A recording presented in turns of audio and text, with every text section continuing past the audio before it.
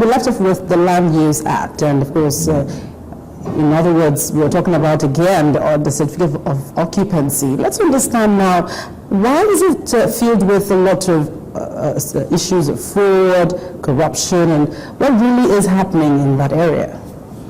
Well, what I have come in to see and understand is from the time of application by an individual, when the form comes in, it takes a process of the officials, the technical team, going to confirm what is on ground, the survey. They have to verify so that they will not carry another person's survey and give to another individual.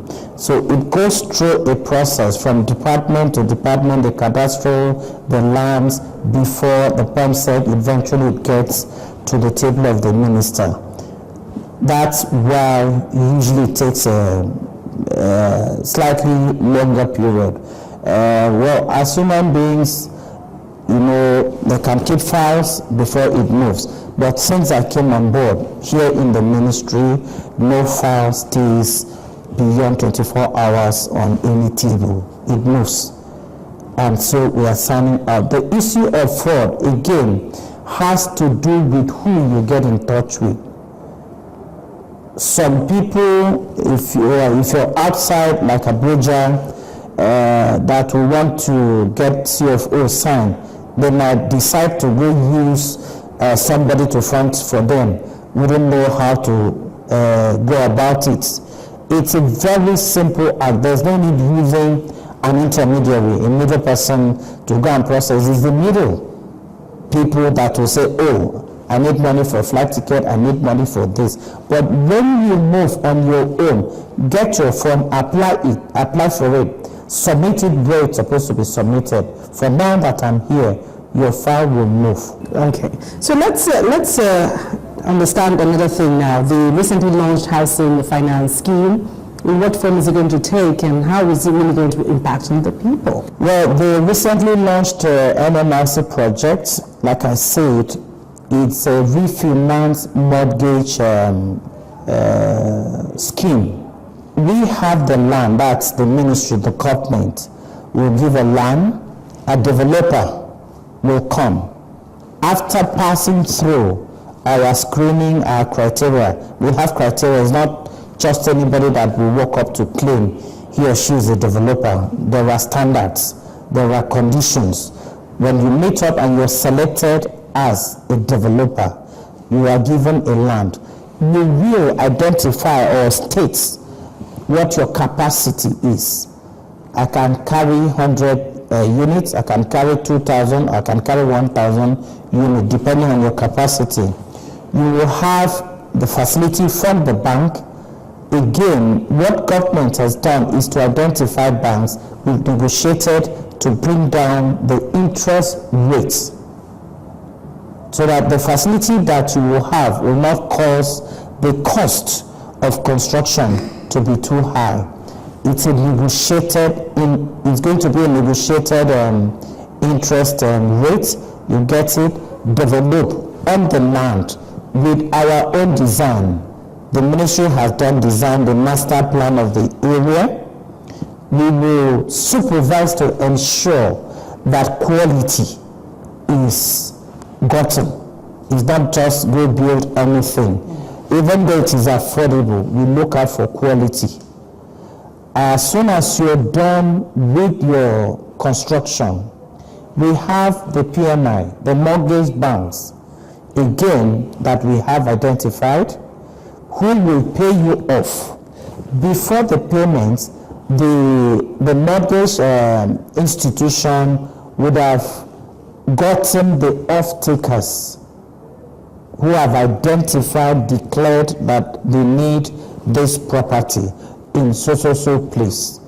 They will now handle the process of paying off the developer, who will settle the source of his income, which is the bank.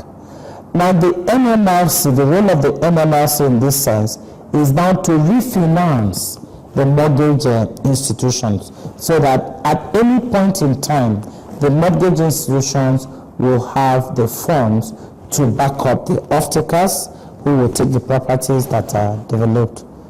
That's the process. That's how it's going to work. So NMRC is the refinance company to aid the mortgage process. What's the response now to this finance scheme? We've just started.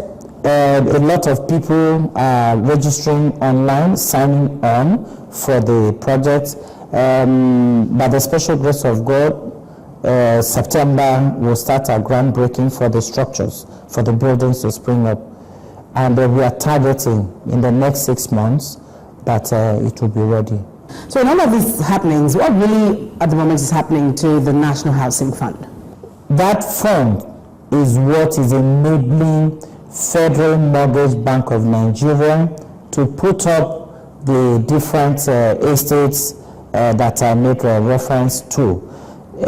So far, in the past 3 years, Federal Mortgage Bank has been able to put on ground over 6,000 housing units in different states, cutting across the entire nation. So many are also ongoing to ensure that civil servants who are the contributors benefit from it. There are schemes targeted directly on the civil servants. The TUC, the NLC, they've come into agreement with the management of the Federal Mortgage Bank to have specific estates designated to them. It's ongoing. As soon as it's ready, it will be commissioned. A lot has been done in that area. So their contribution is not in vain. At the end of the day, they gain it. Apart from gaining it now, anytime one retires, it's your entitlement that you have saved, that you can get whole and then go do your own structure. If you want to tie it into what we are doing now. But there's one small issue before we wrap this up. Whenever the government comes up with affordable housing scheme, a lot of people get scared. They wonder, because it's subjective. What's affordable for the middle income earner or the normal civil servant may not be affordable for the next. So is this really affordable? Yes, it is affordable. What we're doing is affordable because we take a range. We are tackling 2-bedroom flat, 1-bedroom flat, 2-bedroom flat, 3-bedroom apartment, 4-bedroom apartment. If you know that your level fits into 1-bedroom apartment, you go for that. If it fits into 2-bedroom apartment, you go for that. If it fits into 4-bedroom apartment, you go for that. Depending on your own income. You cannot earn little and then go for a duplex where you know you'll not be able to pay. And then the affordability there, the emphasis of the affordability is that government checks the cost of construction, the end cost.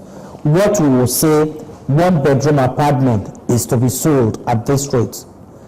And what we are doing to ensure that that affordability that people doubt works out this time around is the initiatives I mentioned earlier, that we are talking with the stakeholders, all stakeholders, the building material dealers, stakeholders, to bring down the cost.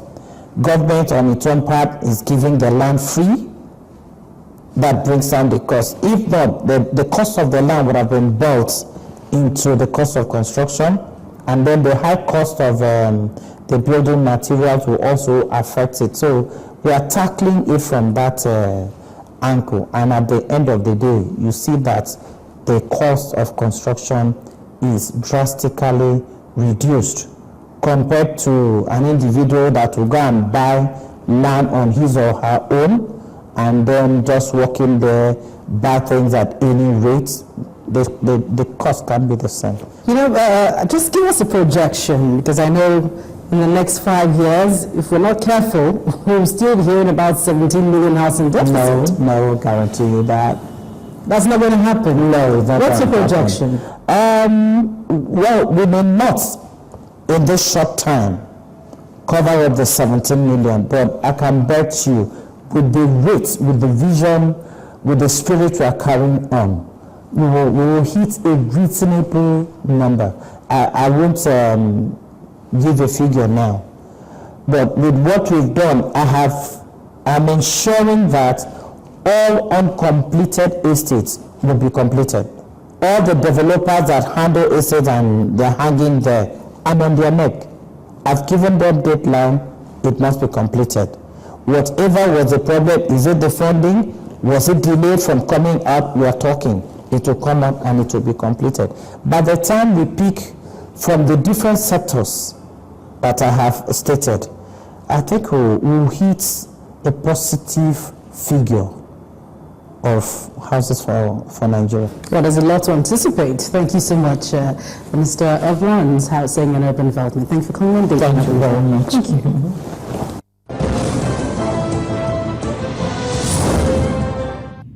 Well, keep your views coming using the address and Twitter handle on your screen. And don't forget, you can view the program on youtube.com/channelsweb/videos, and you can make your comments after viewing the current video as well as older episodes of the program. I'm Gloria Umezuke. Thank you for watching this week and see you again.